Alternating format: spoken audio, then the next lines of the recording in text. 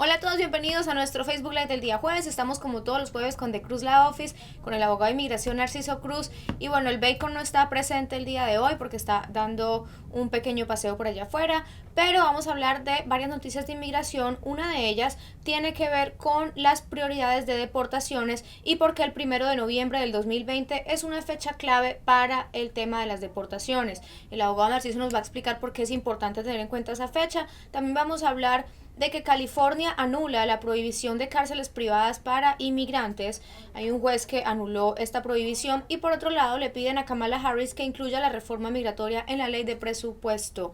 Ya venimos con todas estas noticias y también a responder preguntas de inmigración que ustedes hacen llegar a través de las redes sociales, así que no se desconecten que ya venimos.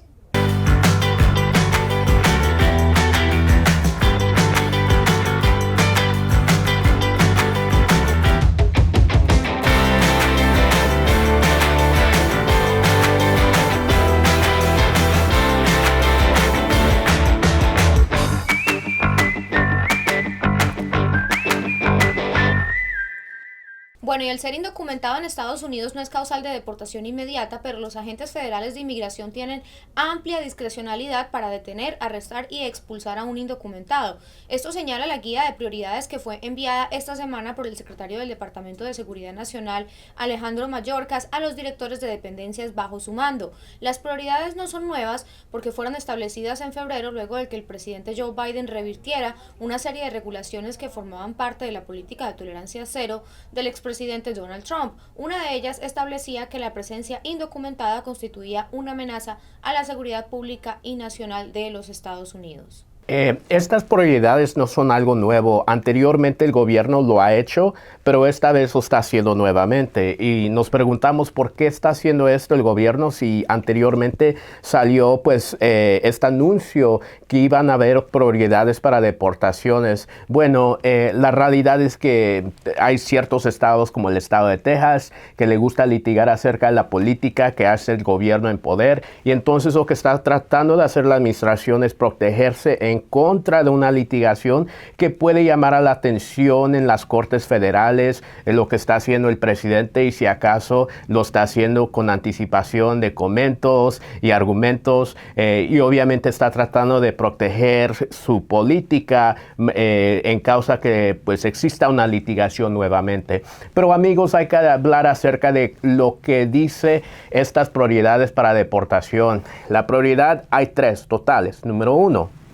Es para la gente que puede ser peligro a la seguridad de las aduanas de los Estados Unidos y es donde viene la fecha 1 de noviembre año 2020. Supuestamente si oficiales de inmigración adentro de los Estados Unidos encuentran a un inmigrante viviendo aquí quizás indocumentadamente, ellos pueden decidir si acaso van a meter a esta persona en proceso de deportación. Aun si esta persona ya está en proceso de deportación, Inmigración también puede decidir si acaso va a prestar su discreción para eliminar el caso o la amenaza de una deportación o va a seguir la litigación. Aquí en este caso, el 1 de noviembre año 2020 es una fecha clave. Lo que dice este anuncio es que la gente que viene a los Estados Unidos después del 1 de noviembre año 2020 técnicamente lo van a ver como pues una prioridad para proceso de deportación. Laura, te voy a decir la verdad, es política. La verdad es que ahorita en este momento estamos viendo mucha gente entrar a los Estados Unidos pidiendo el asilo y obviamente la política es tratar de desanimar a esta gente para que entren a este país y pidan este beneficio que la ley permite, es el asilo. Ya sabes que tenemos el título 42 en efecto en estos momentos que lamentablemente le da el derecho a la patrulla de aduana a rechazar gente que quiere el beneficio del asilo, que quiere pedir ese beneficio aquí en los Estados Unidos. El título 42 se ha extendido por las cortes federales y entonces la gente que quiere pedir el asilo en la aduana no tiene esa oportunidad. Y obviamente esta política acerca de enforzar leyes de inmigración ya para la gente que está dentro de este país, quizás que está yendo a sus cortes de inmigración, es parte de esta política de desanimar. Y entonces supuestamente el 1 de noviembre año 2020, si un inmigrante vino a los Estados Unidos después de esa fecha, obviamente los Estados Unidos lo van a ver a ellos como prioridad para proceso de deportación por la política que existe. Nada más repasando lo que anunció el gobierno, hay dos más prioridades. La prioridad número uno es la gente que pone a los Estados Unidos en riesgo de seguridad nacional. Estamos hablando de gente que quizás está involucrado en temas de terrorismo, etcétera, etcétera. El segundo es la gente que pone y es riesgo al público, a las comunidades aquí en los Estados Unidos. Obviamente estamos hablando de temas de antecedentes penales, gentes que quizás tengan un tipo de arresto, antecedente penal. Lo que ha dicho este anuncio es que no todos los antecedentes penales se van a tratar la misma manera. Lo que quiere el anuncio es que los fiscales que tienen el poder, quizás algunas veces en cortes de inmigración, de eliminar casos, tienen que ver si acaso ellos lo van a hacer bajo la totalidad de las circunstancias de un tipo de antecedente penal. Abogado Narciso, entonces la gente sí tiene ahorita el derecho de entrar a este país y pedir el asilo. Entonces, la política todavía existe del título 42. Obviamente es el derecho de una persona a pedir el asilo en los Estados Unidos y esto lo garantiza leyes internacionales y también la ley de los Estados Unidos pedir el asilo.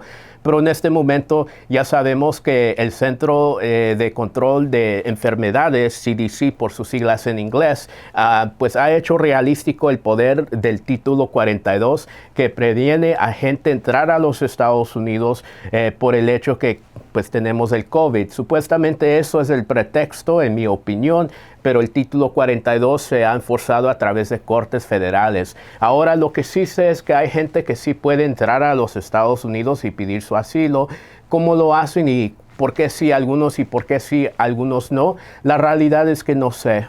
Honestamente estoy viendo que los Estados Unidos tienen una política general del título 42, pero a través de sus anuncios anteriores, ellos han anunciado que cierta gente que quizás son recomendados por agencias de bajos recursos en el país mexicano, pueden quizás entrar a los Estados Unidos. Estamos hablando quizás de familias que están pues en peligro en el país extranjero de México. Pero ¿cómo trabaja eso? Lamentablemente no se sabe tanto de esos temas para que yo publique y lo anuncie aquí. Bueno, abogado Narciso, ¿y estas prioridades de deportación cómo se van a poner de una manera real? ¿Cómo se van a llevar a cabo? Porque no tenemos tanta fuerza, tanta fuerza pública o tantas personas que sean agentes de inmigración para deportar a los millones de indocumentados que hay aquí en este país. Bueno, Laura, lo que estamos viendo actualmente en este momento es que en las cortes de inmigración, un abogado ahora tiene el poder y el derecho de pedirle al fiscal, pues el Departamento de Seguridad Interna, que está metiendo estos cargos de deportación, este tema de caso para deportar a una persona, de tratar de hablar, comunicarse y expresarle las cosas positivas de sus clientes y argumentar que su cliente quizás no es prioridad para este proceso de deportación.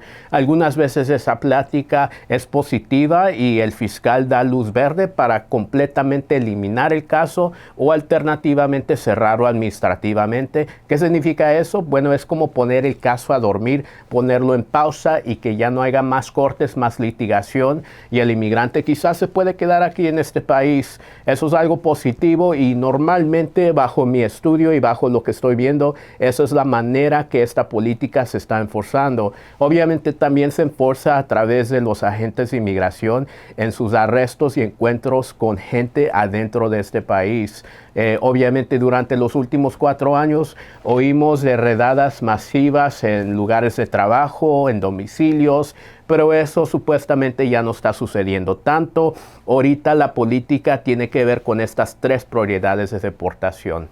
Abogado Narciso, ¿hay algunas situaciones que los abogados utilizan para mitigar o para disminuir la posibilidad de ser deportado? Por ejemplo, si una persona es menor de edad o si tiene algún problema o algún tema mental. ¿Hay algún tipo de estrategias para argumentar esto durante una corte de inmigración donde está una persona en proceso de deportación?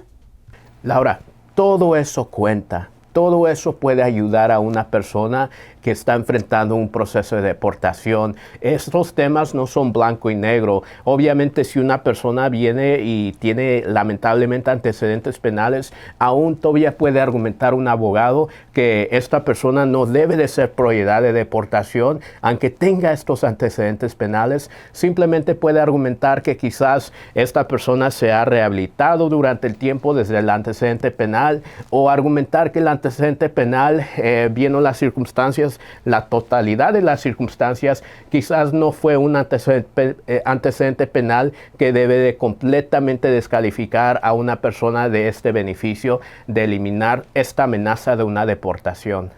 Bueno, y piden a Kamala Harris que se incluya una reforma migratoria en la ley de presupuesto. Los defensores de los indocumentados libran esta semana una carrera contra reloj para incluir una reforma migratoria que favorezca a millones en el plan de gasto social de los demócratas, que debería aprobarse, según los expertos, antes de que culmine el mes de octubre. Los demócratas han intentado atar una propuesta para dar a millones de inmigrantes un camino a la ciudadanía al plan de gasto social de $3.5 billones que quieren aprobar en el Senado en solitario a través de un mecanismo llamado reconciliación presupuestaria, pero los dos intentos realizados hasta la fecha por los demócratas han fallado, lo que ha dejado con muy pocas esperanzas a los activistas y la comunidad indocumentada.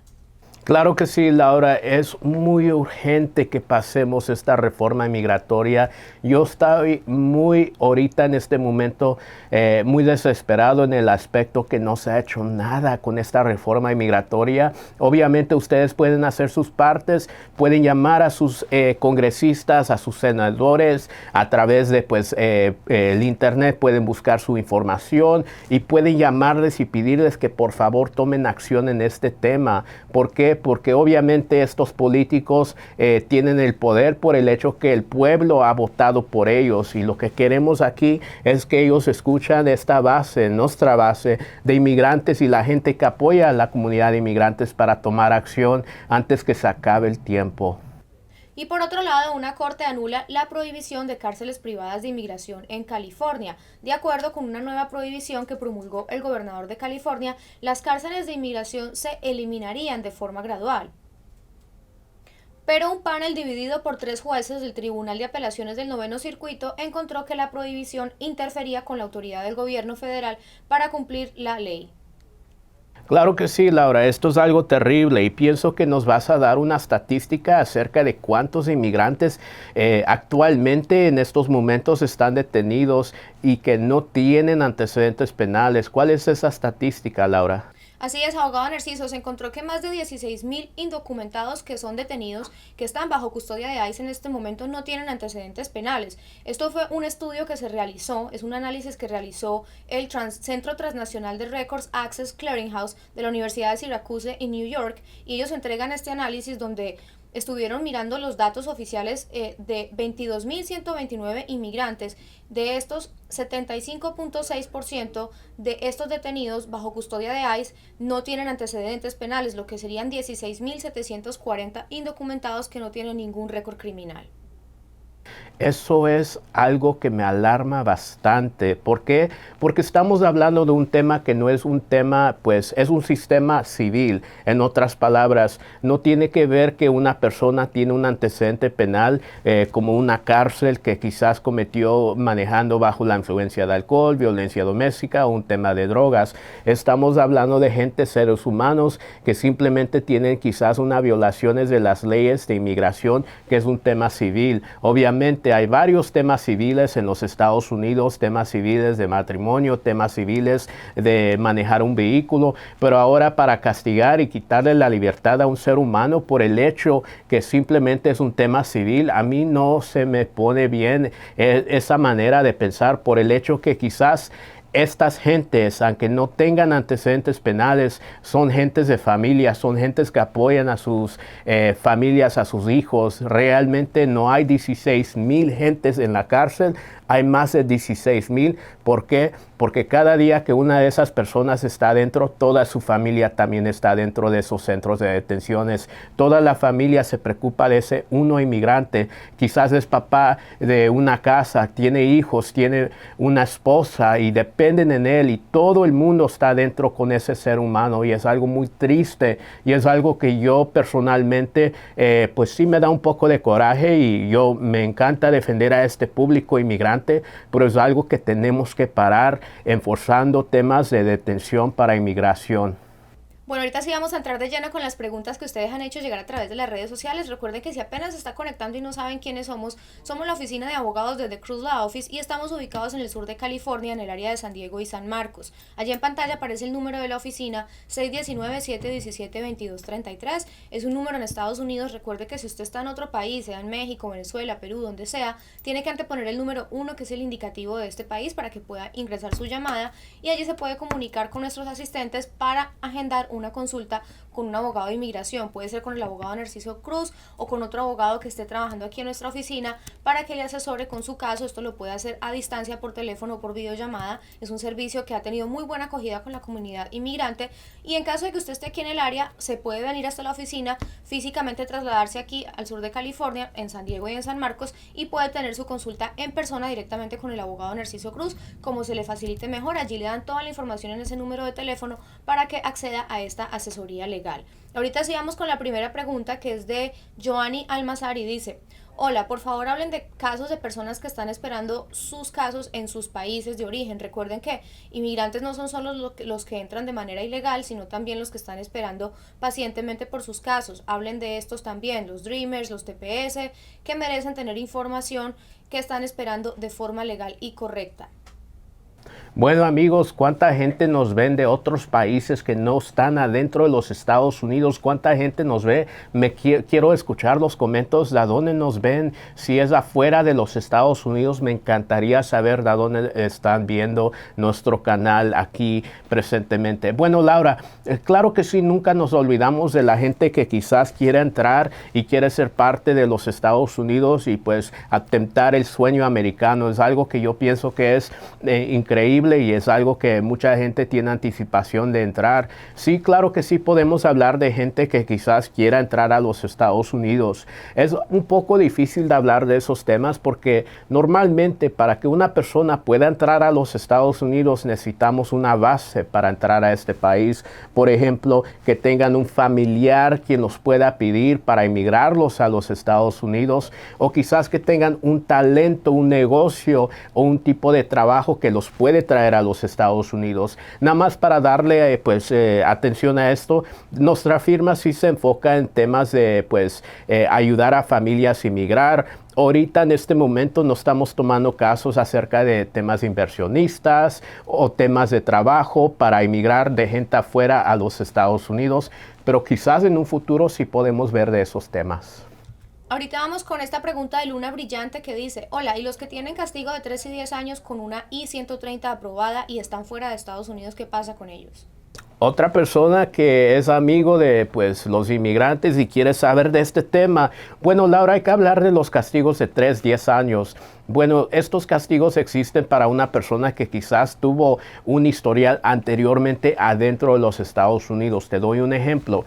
La ley dice, si una persona vive adentro de los Estados Unidos por un periodo más de 180 días, al momento que salga de este país, y si vivió en los Estados Unidos de manera ilegal, tiene un castigo de 3 años. También dice la ley que si acaso una persona vivió en los Estados Unidos por un periodo más de 365 días, que es más de un año, tiene un castigo de 10 años. Ahora, la triste realidad es que sí existen perdones, pero no todo el mundo va a calificar para estos perdones. Normalmente la persona quien sí califica para un perdón, para eliminar ese castigo de 3 o si no 10 años, son las personas que tienen esposos o si no padres que son ciudadanos o residentes. Pero si acaso una persona tiene una petición de la I-130 pendiente, la recomendación es que sigan manteniendo esa petición abierta, comunicándose con el Centro Nacional de Visas para que puedan sobrevivir a ese castigo si acaso no están disponibles para un perdón. O alternativamente, quizás pueden hablar con un abogado de someter un perdón siempre y cuando se ven que sí tengan esos familiares para calificar para este tipo de perdón. Ahorita vamos con alguien que se hace llamar Snoopy 2020 y dice: hola abogado, gracias por informar Si una persona usó otra fecha de nacimiento con TPS y rectificó, ¿habrá un perdón para aplicar para la residencia? Gracias. Bueno, estamos hablando de una persona que usó una fecha de nacimiento que no fue de ellos. Lo que yo me pregunto es que si esta fecha de nacimiento fue pues un documento fraudulento como una acta de nacimiento que le presentó a inmigración para calificar para el TPS. Si eso fue el asunto, si vamos a tener problemitas y quizás la manera de hablar no sería a través de este video por una consulta privada con un abogado. La alternativa es que si acaso esta persona puso su fecha de nacimiento y fue un error y cometió un error en ese formulario, no es gran cosa, siempre se puede corregir, hacer una amenda o si no, quizás al momento que apliques para la ciudadanía puede explicar la diferencia entre las fechas de nacimiento, dando documentos que son auténticos y originales para verificar la fecha de nacimiento verdadera. Y si acaso eso no fue relevancia para conseguir el beneficio de la residencia, por ejemplo, que una persona quizás obtuvo la residencia Green Card y pues no tuvo que ver nada con la fecha de nacimiento, nada más fue un caso relacionado a matrimonio, todavía estamos bien. Ahorita vamos con Vicky C, que dice: buenos días, abogado, ¿cómo puedo solicitar una visa de trabajo? Tengo 49 años, soy madre soltera, tengo 2 niñas, una ciudadana americana y otra es mexicana, soy estilista. Bueno, te agradezco bastante esta pregunta que me estás haciendo. Le recuerdo a todo el mundo que normalmente no nos enfocamos en temas de pues visas de trabajos acerca de pues una avenida de empleo o si no una inversión. Quizás en un futuro sí nos vamos a enfocar en esos casos, pero normalmente quiero saber bastante de ti antes de decirte que no es posible. Normalmente lo que me gusta saber es a dónde te encuentras. Parece que tienes hijos ciudadanos americanos. No estoy seguro si te encuentras adentro de los Estados Unidos o quizás afuera en el extranjero. Me gustaría darte una orientación y ver exactamente cuáles son las posibilidades para ti. Ahorita vamos con Jorge L, que dice una pregunta: abogado, ¿los familiares de la categoría F4 entrarán en el presupuesto o la propuesta de inmigración? Entonces hay que hablar acerca de este tema. ¿Qué es la categoría F4? Bueno, amigos, ya saben muchos que el tema que tenemos aquí, el sistema de inmigración, es un sistema de categorías de preferencia. ¿Qué significa eso? Que ciertas categorías o, en otras palabras, relaciones entre familiares, inmigración le asigna una preferencia. Y obviamente hay ciertos países como los países de México, país mexicano, que lamentablemente hay un límite de visas para cada categoría o para cada relación entre familias. La categoría F4 es cuando un ciudadano americano pide a un hermano del país extranjero. Para los mexicanos ese proceso está tomando como unos 22 años. Es un tiempo muy largo. Obviamente eso puede ser un factor para una posible reforma. Como ya sabe todo el mundo, la plática de reformas ha ido abajo, pero si acaso viene una reforma y incluye a la gente, tenemos que ver cuáles son las calificaciones para que ellos tengan el poder de emigrar y cuáles son las calificaciones para que no puedan. Y de eso nos podemos basar a la respuesta a esta pregunta. Ahorita vamos con Juan Bautista, que dice: pongan una oficina en Fresno, California. Claro, en Fresno, todo el mundo. ¿A dónde más ponemos oficinas? Vamos ahorita con Ali Guzmán, dice: tengo TPS, pero en inmigración pedí asilo. Si gano el asilo, ¿pierdo el TPS? Te agradezco bastante. Si ganas el asilo, vas a estar asilado. El TPS, por sus siglas en inglés, se llama Temporary Protected Status. Es un estatus protegido temporalmente por un periodo de tiempo. Pero el asilo, si lo ganas, es el asilo para toda tu vida. Después de tener un año con ese asilo, puedes hacerte residente permanente. ¿No ha visto algo en la ley que dice que una persona no puede tener el TPS y el asilo al mismo tiempo? Obviamente sí es posible, pero al mismo tiempo no quiero decirte que lo hagas. ¿Por qué? Porque si tienes el asilo no ocupas el TPS. El TPS realmente es como un beneficio más abajo del asilo. Si ganaste el asilo, felicidades. Lo que te urjo que hagas es que en un año hables con un abogado para que te puedas hacerte residente permanente en los Estados Unidos. Ahorita vamos con Zulma P, que dice: abogado, una persona de El Salvador de 23 años que ha sido deportada 2 veces para México, ¿puede aplicar para el asilo nuevamente? A ella no le han querido hacer la entrevista de miedo creíble para pelear el asilo. Ella ha sido atacada física y psicológicamente. Tiene deficiencia para hablar porque nació con paladar hundido y ha sido sometida a 2 cirugías. Fue asaltada la última vez que Inmigración de Estados Unidos la mandó a México. Le quitaron todo y la golpearon. ¿Se puede hacer algo para ayudarla? Su papá tiene TPS y su hermano residencia permanente. Contésteme, por favor. Bueno, te agradezco bastante esta pregunta que me haces, y es tan terrible escuchar de esta persona y pues, el infierno que ella vivió. Me rompe el corazón escuchar de estas cosas. Lo que te voy a decir es que sí es posible un nivel de asilo para una persona aunque tenga deportaciones anteriores, pero aquí me estás presentando un caso de una persona que quizás no tiene la habilidad de comunicarse efectivamente.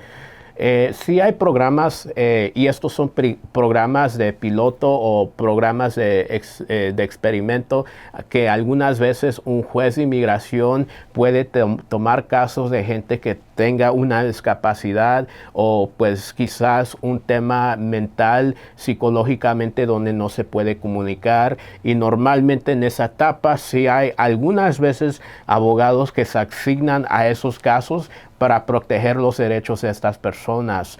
No existe para todo el mundo, y pues estos programas no son algo que inmediatamente se pueden conseguir.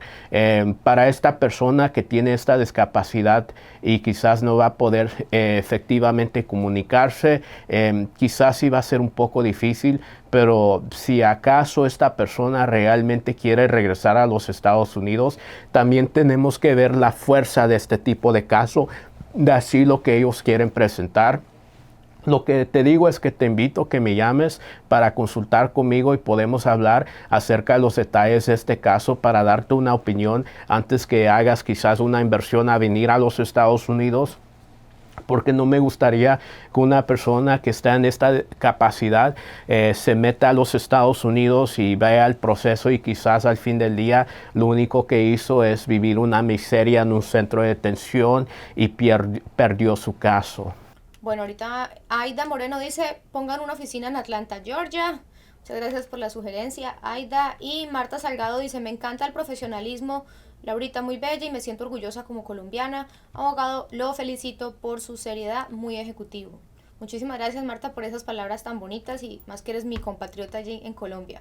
Perfecto. Los colombianos, ¿a dónde están? Por favor, dígame si están en Colombia, están en Miami. Por favor, escríbame de dónde ven este programa. Laura es de Colombia. ¿De qué parte de Colombia eres, Laura? Yo soy de la región del Eje Cafetero, de una ciudad pequeña que se llama Pereira, y es conocido como el Eje Cafetero porque precisamente allí se produce la mayor cantidad de café que exporta Colombia al mundo.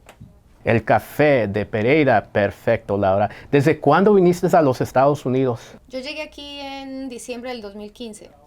Oh, wow. ¿Y tu inglés cómo está? Mi inglés está muy bien, está mucho mejor de que cuando llegué.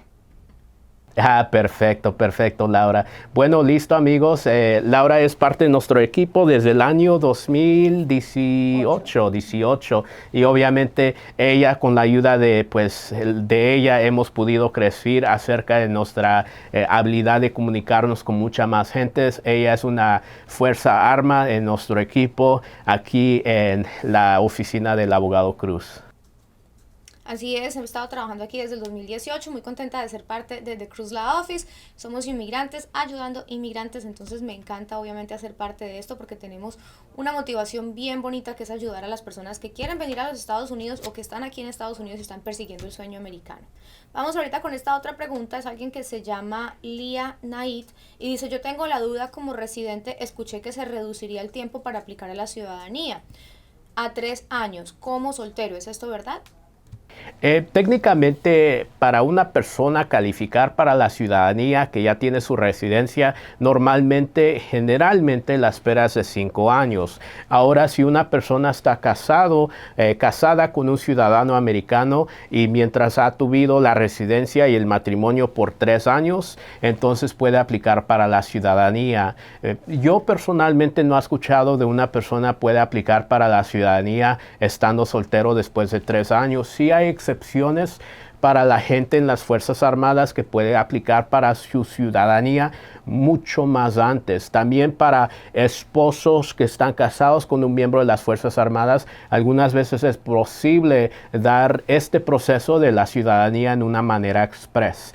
Pero más que eso, generalmente no ha escuchado y no pienso que hay una ley de una persona soltero o soltera aplicando para la ciudadanía después de 3 años estando soltero. Quizás me corrijo bien y voy a decir que quizás sí existen esas excepciones bajo una persona que quizás recibió su green card, su residencia, a través del programa de VAWA, y quizás la relación que tuvo anteriormente cuando recibió este beneficio fue con un ciudadano americano, y el ciudadano americano que nunca lo inmigró, obviamente podemos argumentar que 3 años para la ciudadanía. Bueno, abogado Narciso, muchísimas gracias como está siempre aquí en este espacio ayudando a los inmigrantes con sus dudas y respondiendo sus preguntas. Claro que sí, Laura, siempre es un placer estando aquí y obviamente por favor les invito a que regalen un like, comparten este video con amistades, amigos y nos vemos la próxima semana. Así es, cuídense, que tengan un resto feliz de día, nos vemos la próxima semana.